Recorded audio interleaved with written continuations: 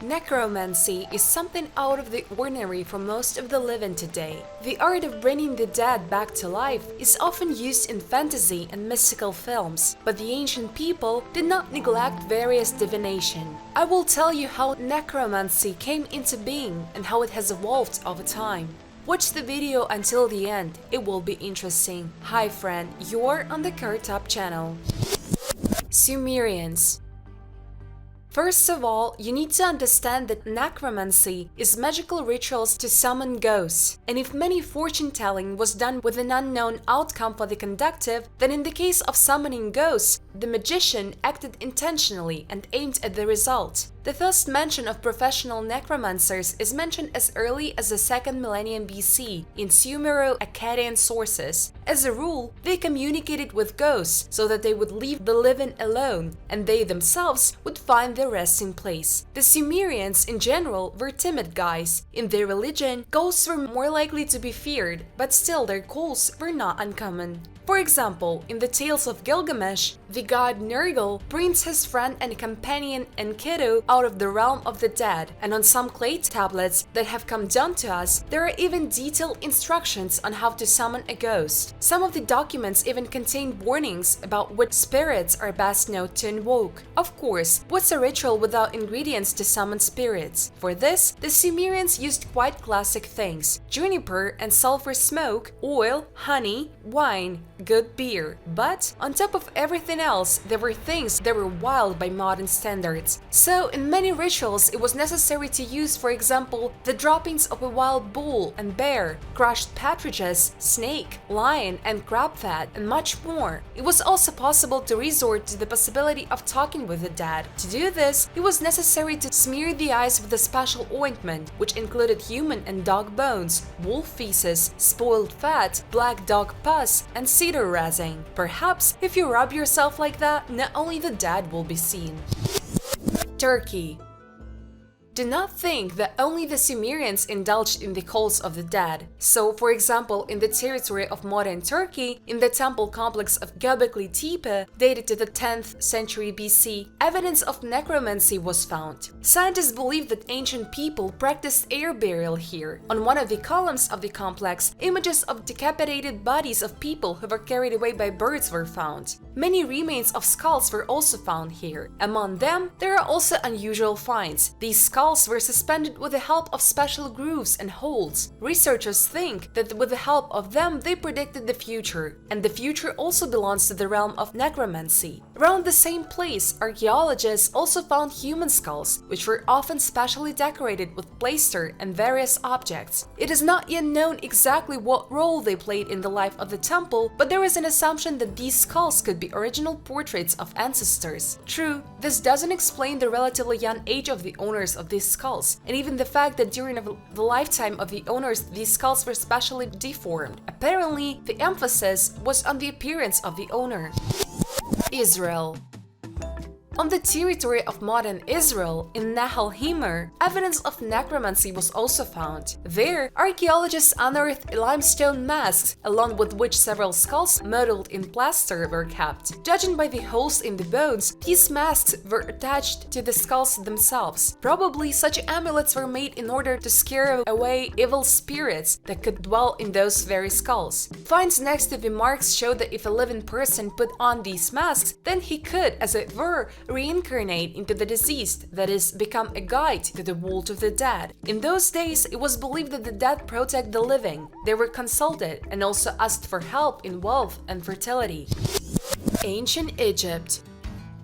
It is no secret that the attitude towards the dead and the afterlife in ancient Egypt was special. Their mummies and special burial traditions still reach us today. True, necromancy there was special. In the era of the Old Kingdom, the Egyptians believed that the power that a person possessed during life would go with him to the kingdom of the dead. Therefore, on the walls of many tombs of ancient nobles, we can read about who this person was during his lifetime and what power he possessed. Later, in the era of the Middle Kingdom, kingdom, a whole cult of the dead developed. If you presented them with generous gifts, then it was quite possible to count on their patronage in the world of the living. And in the era of the New Kingdom, the cult of the royal dignitary Imhotep did exist. He acted as the patron of all scribes and gave answers to questions appearing to the petitioner in a dream. Pharaoh Amenhotep I could also be asked questions. His statue was carried out to his subjects, and allegedly, it acted as an oracle. He left instructions on the afterlife, advice on managing the country, and even a prediction about the coming uprising to his heir. But most often, the ancient Egyptians were still interested in ordinary everyday life, how to get cured, how to solve family problems, more luck and intercession. In addition, it was believed that the one's own deceased could help in the fight against another disease. True, if suddenly the spirit did not cope well with its duties, angry letters were written to them and reproached for the fact that he did not fulfill his obligations under special agreement. According to the beliefs of the ancient Egyptians, the dead were in constant contact with the living, and therefore it was not necessary to call them. It was only necessary to constantly feed them with gifts and keep their tombs in order. True, later sources, in particular the Leiden Papyrus, Hellenistic Egypt, describe how to call the spirit with the help of a vessel. It was possible to drive the spirit there, and he, in turn, would answer the questions of the living. There is also a parallel with King Solomon, who drove the demons into a copper vessel and subdued them. Ancient Greece and Rome. In ancient Greece, black rams, sheep, calves, and cows were especially revered. They, in particular, were sacrificed by Odysseus, who wanted to talk with the dead. And by the way, this fragment of the Odyssey is considered to be the most ancient. In ancient Greece, in principle, necromancy was not something that was carried away. It was most developed there. In addition, the very word necromancy is of Greek origin. Contacts with the dead were called necromancy, geomancy, or psychomancy, from the words corpse, shadow, and soul. In addition, in Greece it was easy to communicate with the dead in specially designated places. For this, there were special temples near the caves, which were considered entrances to the world of the dead. Often poisonous fumes came from the caves, or sometimes lakes, and birds did not live there. Necromancy is also reflected in myth. The Corinthian tyrant Periander, for example, who killed his wife Melissa and then raped her body, summoned his spirit to find out where she hid the treasure left to her for safekeeping. Very family-like, isn't it? Melissa, despite her resentment, nevertheless pointed to the place, but only after generous gifts. Among these very gifts were rich clothes that Melissa was given with the help of noble ladies. They came to the king's feast where they were undressed, and the clothes themselves were burned. So it goes. It is no secret that literature was very developed in the ancient state, and often writers liked to use eerie descriptions of rituals to make their work rich. Such was the image of Ericta Lucan created. It looked creepy, summoned the dead, swore at the gods, and made wild sounds. In general, the attitude towards this art among the Greeks varies from author to author. Some people approve of calling, some don't. In the same Horace, the witches Canidia and Sagan look scary. They're disheveled, not girded, barefoot, and the lamb is completely torn apart with their bare hands. It is also interesting that in ancient Greek and Roman culture, there were skulls that gave predictions. Even the dad of Orpheus, which was thrown into the sea and then found off the coast of the island of Lesbos, prophesied from a crevice in the earth. There are other hats that bring predictions. The head of the victim of the wolves of the Publius, the hermaphrodite Polycritus, killed by his own father, and many others. And they didn't need any rituals, they said to themselves. But the hats could be made on purpose. So the king of Sparta, Cleomenes, consulted with the head of his friend. True, the Tsar turned out to be a friend of three. He promised to make this very advisor a co-ruler, but then he killed him and kept his head so as not to violate this oath. The Greeks also actively turned to the dead for help. Many of them asked the deceased about everyday successes, strength, luck, winning in court, and so on. They even wrote special letters to the dead on pieces of lead, marble, clay, mica, copper, and much more. Over time, even specialists appeared who, for a fee, helped to compose these same letters to the dead, and the list of Greek practices for dealing with the dead is extremely extensive. Many rituals further used in various practices of necromancy, including modern ones. Judaism. Surprisingly, the Jews also used the practice of necromancy. Although in the religion of the Jews there is an unambiguous ban on necromancy, which was then adopted by Christianity. But despite this, the same Bible describes the ritual of necromancy, chapter 28 of the first book of Kings. There, the sorceress from Endor, at the request of King Saul, who had previously expelled all the magicians from the country, summons the spirit of the prophet Samuel to ask him about the impending war. The spirit, in turn, says that Saul will soon die as a punishment for not following the will of God, who previously did not give an answer in an acceptable way. Because of this passage of the Bible, at one time there were fierce disputes among Christians. Why did the prophet appear himself, and could it not be a demon by special permission of God? Indeed, in the first case, this would mean that the witch can control the prophet of God, and she, by the way, breaks the law and creates witchcraft. And if it is a demon, it would confirm the holy text that in fact all souls belong to God and cannot be summoned. Christianity. The Christian tradition inherited much from the Jewish one, but thanks to the work of the Church Fathers, it also absorbed Greco-Roman elements. Here, relations with the dead are built in a special way. On the one hand, necromancy is directly and unambiguously forbidden by the Bible. On the other hand, some dead ascetics are perceived intercessors, mediators between God and man, able to convey the petitioner's prayer to God. Relics are kept in church according to believers, which have a special power, holiness. In the lives of some saints, one can find episodes that are very similar to necromancy. For example, Saint Macarius the Great, with the help of prayer, revives a corpse in order to establish the innocence of the alleged murderer. The spirit returns to the body, but answers questions from underground while in its grave. Saint Ruffing tells the story of the hermit Peter Mathia, who temporarily revived a dead monk in order to find out whether he was satisfied with the way his funeral had prepared. Also, Peter Mathia, through a kiss and prayer, revives a brother in faith with whom he did not have time to say goodbye.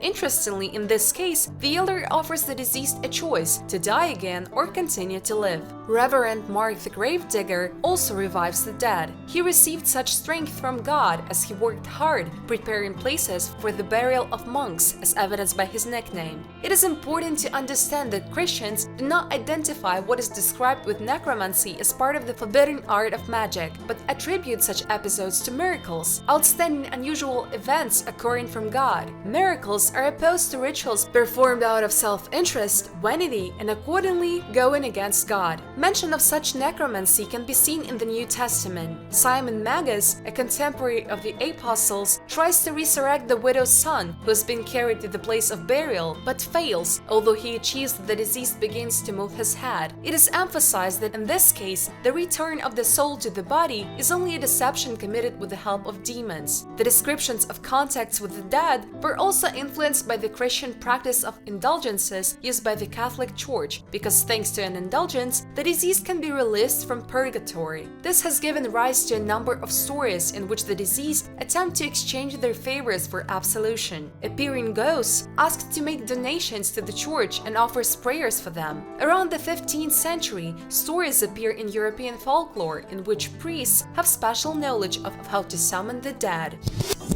Middle Ages and modern times.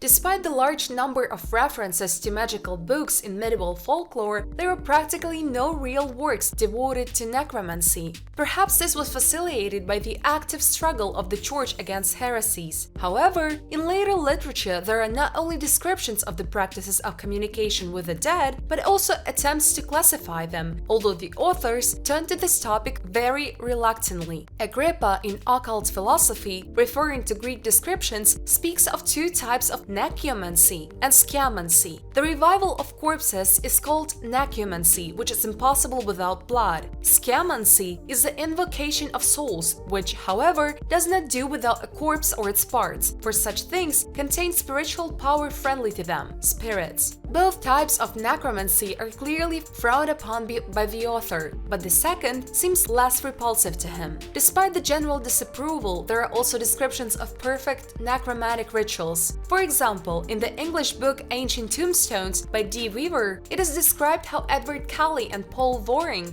using magic circles and spells, resurrect a young man who himself was involved in magic during his lifetime. The spirit returns to the body and rises, assuming an upright position, very characteristic of the Greek descriptions of the reanimation of corpses, after which it gives answers to the questions of magicians. Spiritualism. With the report that the Fox sisters in their home made contact with the ghost through knocking, spiritualism has become widespread in the United States and then throughout the world. Quite quickly, currents arise, the followers of which build their lives in accordance with the recommendations of the spirits, collect information about the afterlife and spiritual worlds. The question of with whom communication occurs, with the dead or with harmful spirits, is widely discussed. Spirits are trying to get photographed and explored. The materializations of various items from the spiritual world become public shows. Table turning is practiced both in elite salons and in merchants and even in village houses. The popularity of spiritualism subsides only by the 1930s. However, in our time there are circles and societies that actively practice various types of it. We can observe echoes of the popularity of spiritualistic seances in various traditional divination, as well as in household and even children's magic. Divination in a circle using a saucer, a ring, or a needle suspended on a thread, summoning a spirit using a saucer, etc. Modernity. By the end of the 20th century, necromancy again began to actively appear in the information space. It is addressed in fiction, music, films, TV shows, playing on the greatest human fear, the fear of death, having the image of a forbidden and dangerous art. Necromancy at the same time acquires a certain romantic halo, attracting the attention of people. Ancient practices are once again becoming in demand among those who are interested in magic, esotericism, and the occult. On thematic resources on the internet, methods and recipes are exchanged. Practitioners of necromancy share stories of successful experiences and discuss the results. Modern methods are a mixture of a large number of ancient sources and are actively supplemented. In one ritual, elements of voodoo, the Mexican cult of the Holy Death, Greek, Roman description of rituals and methods of European magic can merge. Necromancers quite openly offer and advertise their services. Not a single season of the Battle of the Psychics is complete without talking to the dead. For a certain amount, you can easily organize a walk through the cemeteries and conduct practical classes. A fairly interesting modern trend in necromancy is information transcommunication, based on the electronic voice phenomena, discovered in 1959 by the Swedish film producer Fredrik Jörgensen while recording birdsong. In Russia, this direction is actively developed by the Russian Association of Instrumental Transcommunication, established in St. Petersburg in 2003 by Artem Mikheyev, candidate of physical and mathematical sciences. Representatives of this community do not consider themselves necromancers and insist that their research is strictly scientific. Using special equipment and technology, they are trying to scientifically prove the existence of the other world and the possibility of contact with its inhabitants, including the dead. In addition to audio recordings, the method of photography of spirits is actively used. For example, according to the water method, in order to see a spirit, it is necessary to fill a vessel with water, preferably with a reflective bottom, set the water in motion, and take several photographs, which refers us to the Greek medicine mania, divination by a vessel with water. In the future, in these photographs, images of the subtle world and its inhabitants are searched for in random highlights. Thus, one can see that necromancy has not gone down in history, but continues to exist, develop, and change. Practitioners of contacts with the dead are constantly in search of new technologies and methods. Like the people of ancient civilizations, our contemporaries are looking for an answer to the question of what awaits us beyond the inevitable line that everyone will step over sooner or later. It remains to be hoped that the assumptions of these researchers that life does not end with death will one day be confirmed. Write in the comments if you believe in necromancy and the ability to communicate with the spirits of ancestors. If you're not interested, then just leave your kind comments. Thanks for your views. Bye everyone!